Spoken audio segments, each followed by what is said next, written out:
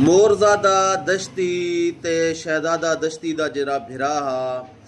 अपना काफ़ी दोस्त जिहड़े न कॉमेंट्स कीती पियान ते भाई मोरज़ादा दश्ती वाला मामले दा क्या बनया।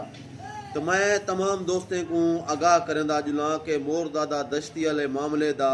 कुछ अरसा पहले सरदार शमशेर खान मज़ारी ने एक कट्ठ किया हा, एक फैसले के तौर ते सारे गुडुए पार्टियों को सद्या ते फैसला थिया ते उहदे विच 1 करोड़ ते 30 लाख रुपए अपना चट्टी पिया इन्हें दे उत्ते मोरज़ादा वाले दे उत्ते। लेकिन जेरे दूजी पार्टी आई उन्हें दा मौक़िफ़ ये हा जो भाई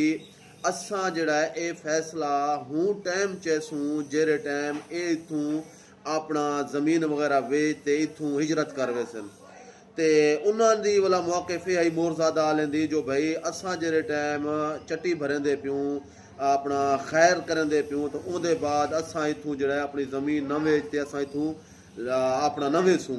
ते ही दे दौरान वाला जिहड़ा है सरदार शमशेर खान मज़ारी ने